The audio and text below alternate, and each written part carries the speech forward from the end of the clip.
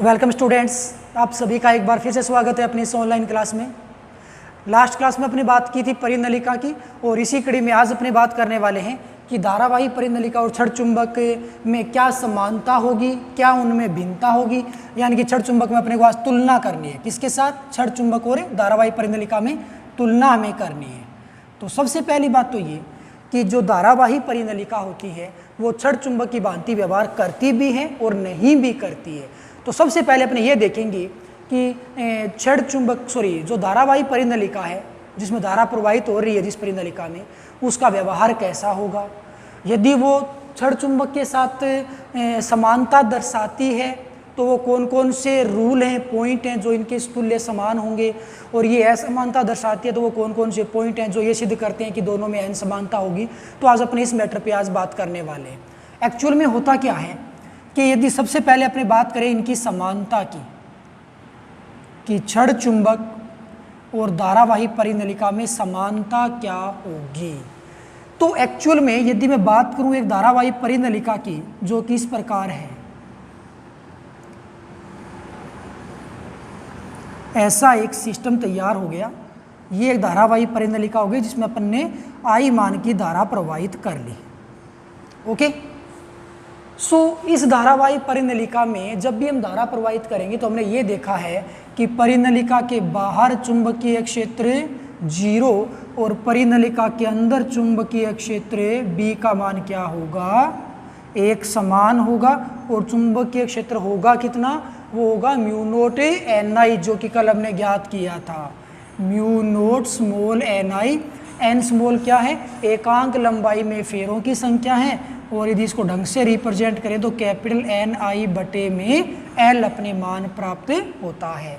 तो चुंबकीय क्षेत्र एक समान होता है, इसका मान है वो इतना होता है, जो कि फेरों की संख्या, परिनलिका की लंबाई और प्रवाहित धारा पे निर्भर करती है।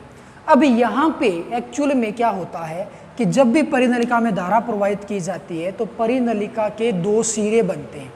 एक सिरा तो N बनता है, एक सिरा S बनता है। ठीक उसी प्रकार से जैसा कि अपने छड़ चुंबक में अपने को देखने को मिलता है, जिसको समझने के लिए अपने एक बेलनाकार आकृति की कल्पना करते हैं। अपने पास बच्चों क्या होगा, सपोज दैट कि एक खोखली नलिका है, बोतल है मेरे हाथ में ये, इसके ऊपर हमने क्या क्या तार लपेट दिया इस प्रकार से और करंट फ्लो किया।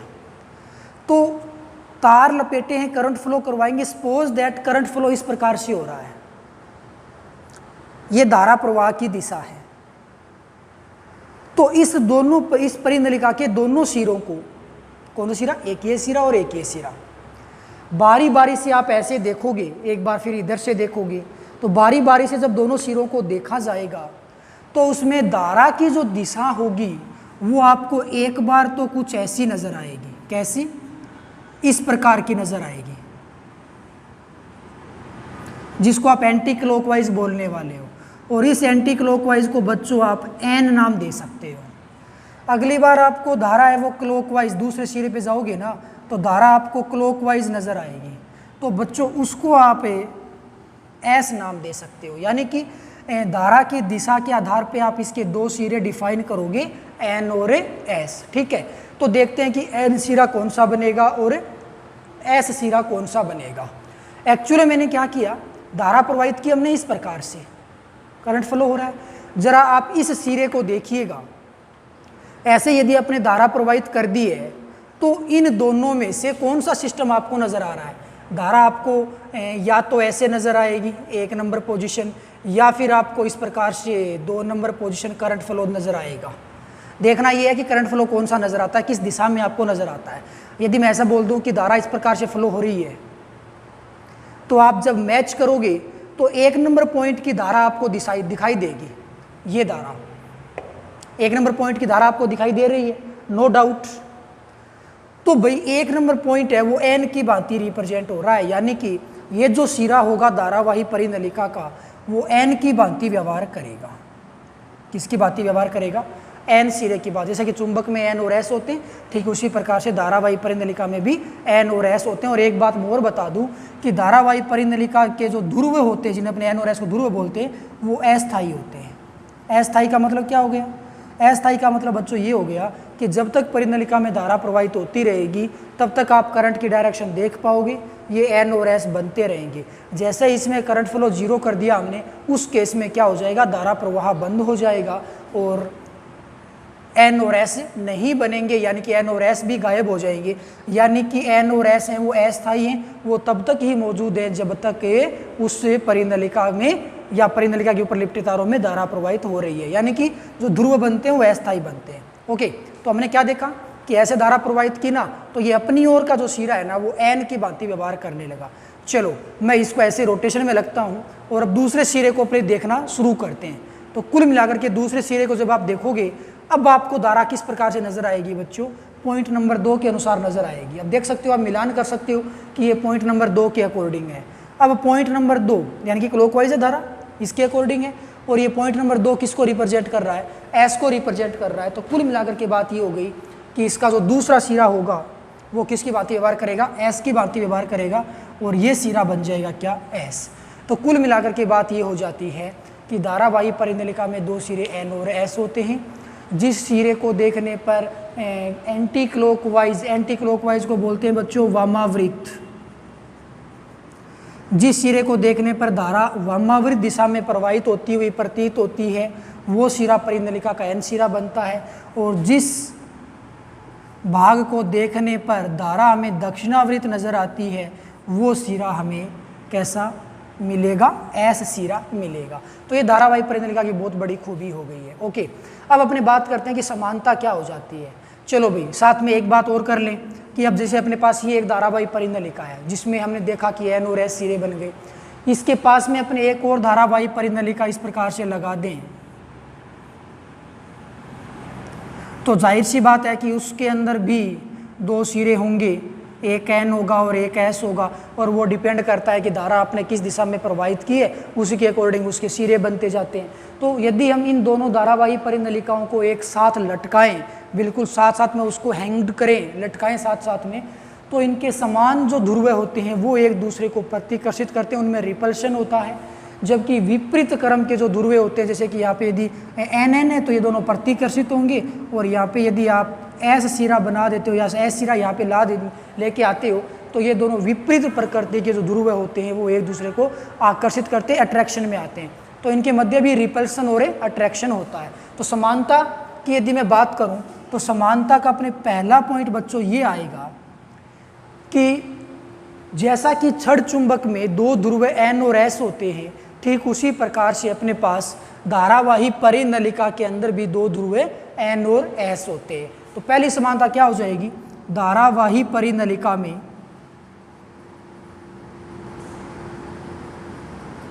एन व एस 2 ध्रुव होते हैं। ओके, दूसरी समानता क्या हो जाएगी, ऐसा छड़ चुंबक में भी तो होता है। दूसरी समानता क्या हो जाएगी, स्वतंत्रता पूर्वक लटके हुए, स्वतंत्रता पूर्वक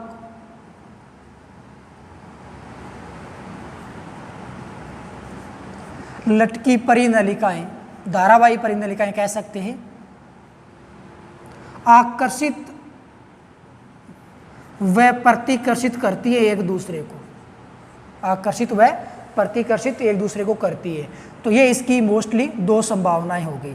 अब 2 समानताएं होगी। तीसरी समानता क्या होगी कि यदि अपने इस धारावाही परिनलिका को स्वतंत्रता पूर्वक वायुमंडल में या मुक्त अवस्था में लटका दे तो इसका एन सिरा भौगोलिक उत्तर की ओर जाके ठहरेगा, भौगोलिक उत्तर पे ठहरेगा, और एस सिरा कहाँ ठहरेगा,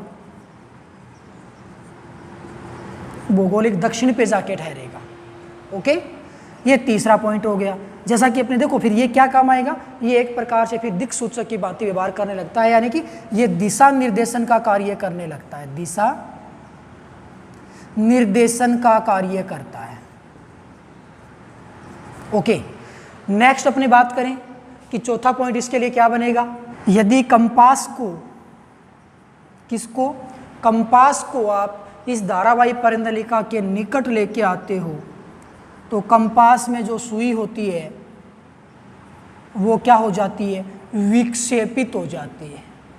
ऐसा चुंबक के लिए भी होता है और ऐसा धारावाही परिनलिका के लिए भी होता है। तो ये जो 4 बातें अपने धारावाही परिनलिका के लिए देखी है, समझी है, ये चारों बातें क्षण चुंबक में भी लागू होती हैं। ये चारों नियम क्षण चुंबक में भी लागू होते हैं। इसका मतलब ये हो गया कि धारावाही परिनलिका में जो भी गुण है वो ठीक वैसे ही है जैसा कि क्षण चुंबक में होता है, अर्थात धारावाही परिनलिका भी क्षण चुंबक की भांति व्यवहार करती है। कौन कौन से नियम थे? धारावाही परिनलिका में 2 सिरे N और S होते हैं। स्वतंत्रतापूर्वक लटकी हुई परिनलिकाएं एक दूसरे को आकर्षित या प्रतिकर्षित करते हैं, यानी कि समान ध्रुवों में तो होता है प्रतिकर्षण और विपरीत प्रकृति के ध्रुवों में होता है आकर्षण। N सिरा किसका? धारावाही परिनलिका को लटकाओगे स्वतंत्रतापूर्वक तो N सिरा भौगोलिक उत्तर की ओर जाएगा और S सिरा भौगोलिक दक्षिण की ओर जाएगा। और यदि इस धारावाही परिनलिका के पास में कंपास रख दिया जाता है तो उसकी जो संकेतक होता है, जो दिक् सूचक सुई होती है, वो विक्षेपित हो जाती है, जैसा कि क्षण चुंबक में भी होता है। तो ये तो बात हो गई धारावाही परिनलिका और क्षण चुंबक में समानता की। अब अपने बात करने वाले हैं कि धारावाही परिनलिका है वो क्षण चुंबक की भांति व्यवहार नहीं करती। इस बात को हमें सिद्ध करना है। तो एग्जाम में दोनों ही प्रकार के क्वेश्चन आते हैं और क्वेश्चन इस प्रकार से आता है, स्पष्ट कीजिए कि धारावाही परिनलिका क्षण चुंबक की भांति व्यवहार नहीं करती है, या फिर स्पष्ट कीजिए कि धारावाही परिनलिका क्षण चुंबक की भांति व्यवहार करती है। तो दोनों अलग अलग आंसर होंगे दोनों के, और आपको पॉइंट वाइज उनको समझाना रहता है। चलिए, ये तो बात हमने समानता की है। अब अपने इनमें भिन्नता, डिफरेंस क्या होगा, क्यों धारावाही परिनलिका क्षण चुंबक की भांति व्यवहार नहीं करती, उसको अपने सिद्ध करने वाले हैं। तो नेक्स्ट अपने पास बच्चों हेडिंग है कि धारावाही परिनलिका और क्षण चुंबक में भिन्नता क्या होगी। भिन्नता समझने से पहले मैं आपको एक बात बता दूं कि जैसा कि आपने स्टार्टिंग के लेसन में देखा था, पहले लेसन में या दूसरे लेसन में, एक समान विद्युत क्षेत्र था। अब एक समान विद्युत क्षेत्र को आप किस प्रकार से रिप्रेजेंट करते हो? एक समान विद्युत क्षेत्र को रिप्रेजेंट करने के लिए विद्युत बल रेखाएं एक दूसरे के समांतर तथा समान दूरी पे व्यवस्थित की जाती है। तो इसका मतलब ये होता है कि जो विद्युत क्षेत्र है वो एक समान है। इसी प्रकार से एक समान चुंबकीय क्षेत्र को प्रदर्शित करने के लिए जो चुंबकीय बल रेखाएं होती हैं वो भी एक दूसरे के समांतर और समान दूरी पे व्यवस्थित होनी चाहिए। कहने का मतलब समरूप समझ लो, चाहे एक समान समझ लो। एक समान चुंबकीय क्षेत्र या समरूप चुंबकीय क्षेत्र को प्रदर्शित हमेशा किससे करोगे? चुंबकीय बल रेखाओं से, जो कि एक दूसरे से समान दूरी पे होंगी और एक दूसरे के समांतर होंगी, तो वो समान यानी कि समरूप चुंबकीय क्षेत्र को प्रदर्शित करेंगी। तो यहाँ पे भिन्नता की यदि मैं बात करूँ तो पहली भिन्नता तो बच्चों ये बन जाएगी कि जैसा कि हमने कल समझा था, ये अपने पास परिनलिका हो गई, धारावाही परिनलिका। इसको आप समझ लो कि ये एक धारावाही परिनलिका है, आई मान की, जिसमें धारा प्रवाहित हो रही है। तो इसके अंदर जो चुंबकीय क्षेत्र आता है बी, अंदर जो होता है वो कितना होता है? म्यू नोट NI होता है, या म्यू नोट कैपिटल NI बटे में L होता है। और ये हमेशा प्रत्येक पॉइंट पे क्या रहता है? एक समान रहता है। ये तो बात होगी धारावाही परिनलिका की। लेकिन यदि मैं बात करूं क्षण चुंबक की, तो बच्चों क्षण चुंबक के अंदर क्या सिस्टम होता है कि क्षण चुंबक, सपोज दैट कि अपने पास एक क्षण चुंबक है, ये इसका N सिरा हो गया और ये इसका S सिरा हो गया।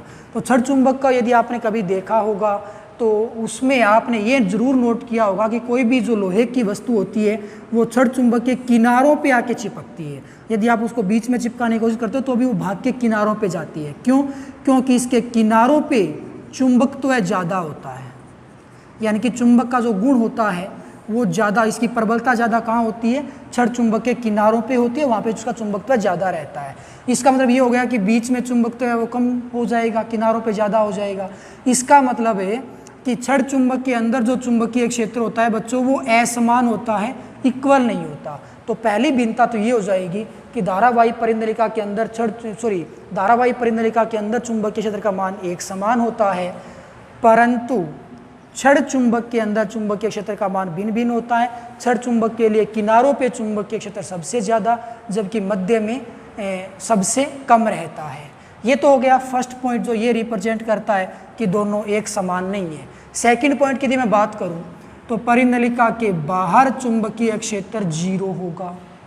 यदि क्षण चुंबक की बात की जाए तो क्षण चुंबक के बाहर चुंबकीय क्षेत्र कभी भी 0 नहीं होता है। तो कुल मिलाकर की बात ये हो गई कि परिनलिका के बाहर चुंबकीय क्षेत्र 0 रहता है, जिसको हमने कल समझा था, और क्षण चुंबक के बाहर चुंबकीय क्षेत्र 0 नहीं होता।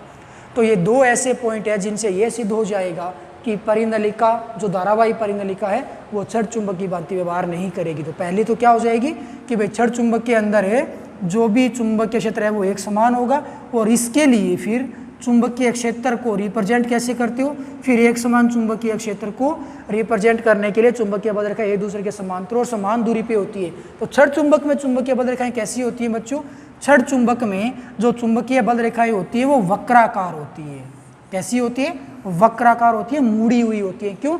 क्योंकि इसके अंदर चुंबकीय क्षेत्र है वो एक समान नहीं होता। तो छड़ चुंबक के अंदर चुंबकीय बल रेखाएं वक्राकार होती हैं, जबकि धारावाही परिनलिका में चुंबकीय बल रेखाएं समान, एक दूसरे से समान दूरी पे और एक दूसरे के समांतर होती है। तो ये 2 या 3 पॉइंट हो गए जो ये सिद्ध करते हैं कि धारावाही परिनलिका छड़ चुंबक के तुल्य नहीं होते। तो ये 2 क्वेश्चन है, आप अच्छे से इसको याद रखोगे। ओके, सो बच्चों आज के लिए बस इतना ही। कल लौटेंगे अपने नए टॉपिक टोराइड के साथ। तब तक के लिए थैंक यू, बाय।